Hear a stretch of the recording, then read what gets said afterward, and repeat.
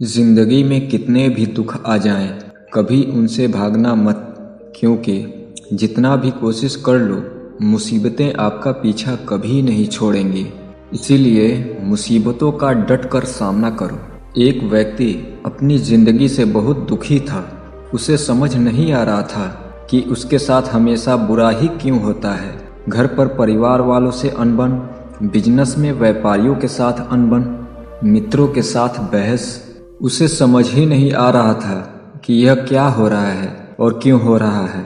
उसे हमेशा ऐसा ही लगता था कि सब उसके दुश्मन हैं और उसकी बर्बादी का कारण है, और वो अपने घर वालों को भी अपना दुश्मन ही समझता था। फिर किसी आदमी ने उसे कहा, शायद किसी ने तुम्हारे ऊपर काला जादू किया है। तब उसने उस काले जादू को हटाने के लिए कई तंत्र मंत्र करने वालों को दिखाया, पर कोई फायदा नहीं हुआ। एक दिन वह परेशान होकर इधर उधर टहल रहा था तो उसे एक सिद्ध बाबा मिले। उसने बाबा को अपनी सारी व्यथा बताई और बाबा से पूछा, बाबा आप ही बताएं, मेरे इस दुख का असली कारण कौन है? कौन मेरी जान लेना चाहता है? कौन मेरी जान के पीछे पड़ा है? उस बाबा ने अपनी दिव्य दृष्टि से देखकर बताया, तुम्हारे घर का ही कोई है जो तुम्हारे इस दुख का जिम्मेदार है। उसने तुम पर काला जादू टोना किया है और तुम्हें अपने परिवार वालों से बचकर रहने की ज़रूरत है। आने वाले समय बहुत मुश्किल होने वाला है। फिर उस व्यक्ति ने बाबा से इस समस्या का निवारण पूछा। बाबा ने उसे बहुत सारे उपाय बताए और कहा, तुम्हें एक तंत्र विद्या करनी होगी। फिर वह व्यक्ति घर चला गया और घर के हर व्यक्ति को शक की नज़र से देखने लगा।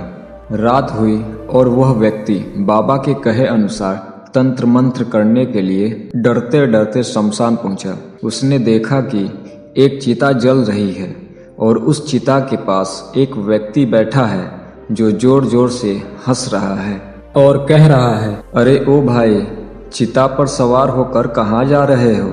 जिंदगी भर दूसरों को दुख दिए ताकि खुद सुखी रह सको, फिर भी बिना सुख लिए खाली हाथ कहाँ जा रहे हो? यह व्यक्ति उस शमशान वाले व्यक्ति के पास गया और पूछा, भाई तुम कौन हो और इतनी रात को इस शमशान में क्या कर रहे हो?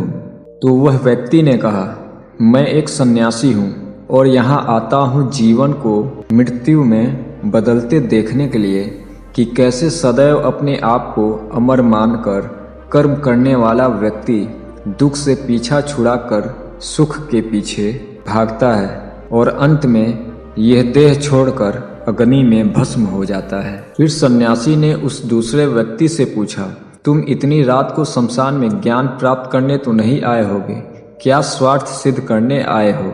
व्यक्ति ने कहा, गुरुदेव आप तो ज्ञानी हैं, आप सब जानते हैं। मेरा बुरा वक्त चल रहा है और लोग मेरे साथ बुरा बर्ताव करने लगे हैं। लोग मुझसे जलते हैं और सब मिलकर मुझे बर्बाद कर देना चाहते हैं। इसलिए एक सिद्ध बाबा के कहने पर यहाँ तंत्र मंत्र करने आया था। गुरु मुस्कुराए और कहा, अरे इतना सब करने की क्या आवश्यकता है? यह तो मैं तुम्हें अभी भी बता सकता हूँ कि तुम्हारे दुख का कारण कौन है। वो व्यक्ति गुरु के चरणों में गिर गया और कहा, गुरुदेव जल्दी बताएं, मैं अभी उसे अपने घर से बाहर निकाल दूंगा। गुरु ने कहा, हाँ बताता हूँ, पर इतनी जल्दी क्या है? पहले ये तो बताओ कि क्या तुम्हें तैरना आता है? व्यक्ति ने कहा, नहीं गुरुदेव, मुझे पानी से डर लगता है। गुरु ने कहा, अति उत्तम, फिर तो काम आसान हो गया, चलो मेरे साथ। और वो सन्यासी गुरु उस व्यक्ति को अपने साथ उस ठंड की रात में एक नदी के किनारे पर ले गया और किनारे पर पहुंचकर उस व्यक्ति को नदी में धक्का दे दिया।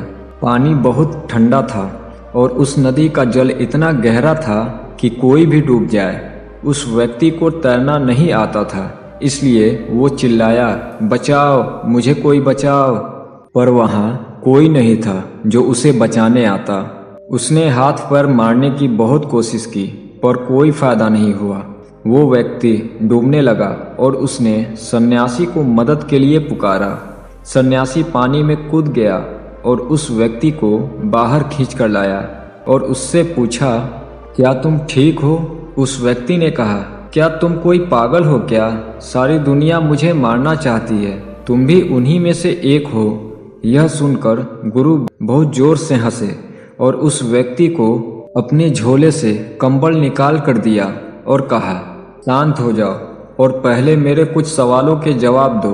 तुम उस नदी में डूब रहे थे क्योंकि उस नदी का पानी गहरा था।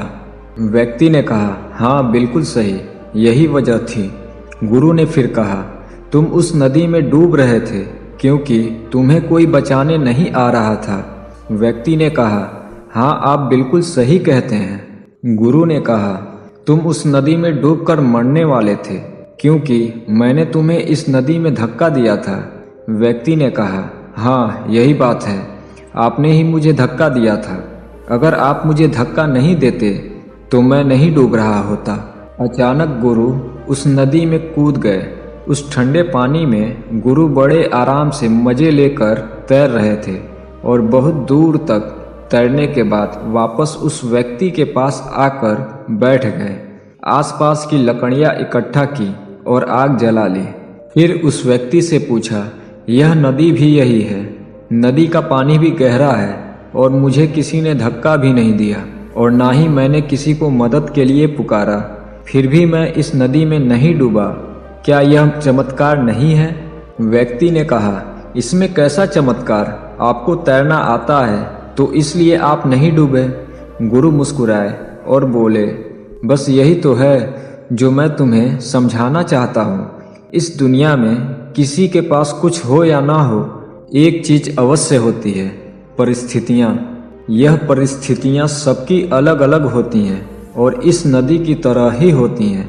कभी कभी पानी गहरा भी होता है, तेज भी होता है, कभी शांत भी होता है और कभी बाढ़ भी आ जाती है। इसीलिए इन परिस्थितियों में जिसने तैरना सीख लिया वो कभी बचाओ बचाओ नहीं चिल्लाता, वो हमेशा तैर कर बाहर आ जाता है। अब बताओ कि अगर तुम इस नदी में डूब रहे थे तो इसमें किसका दोष था? क्या इसके लिए नदी दोषी थी या मैं जिसने तुम्हें धोखा दिया और उस नदी में धक्का दिया, या वो लोग जो तुम्हें बचाने नहीं आए? वो व्यक्ति गुरु के चरणों में गिर गया और कहा, दोष मेरा ही है गुरुजी, मुझे तैरना नहीं आता। गुरु ने कहा, अब जाओ, तुम्हारे दुख और परेशानी यह सब तुम्हें एक अच्छा तैराक बना देंगे और फिर तुम कभी परिस्थितियां की नदी में नहीं डूब सकोगे। पर याद रहे, अगर तुम अपने दुख से भागोगे तो नदी में डूब जाओगे, तुम्हें कोई बचाने के लिए नहीं आएगा। और अगर किसी ने बचा भी लिया तो कब तक बचे रहोगे? एक दिन तो शमशान में आना ही है। यह कहकर वो गुरु वहां से चले गए। उस व्यक्ति को भी अपनी भूल समझ में आ गई। उसके दुखों के लिए कोई और नहीं बल्कि वो खुद जिम्मेदार था। जब उसे यह बात समझ आ गई तो न घर में कोई झगड़ा हुआ और न मित्रों से अनबन। तो क्या आप भी परिस्थितियों से घबराते हैं या उनमें तैरना नहीं जानते? एक बात याद रखें, दुख और तकलीफ वो गुरु हैं जो हमें कठिन से कठिन परिस्थितियों में तैरना सिखाती हैं। धन्यवाद।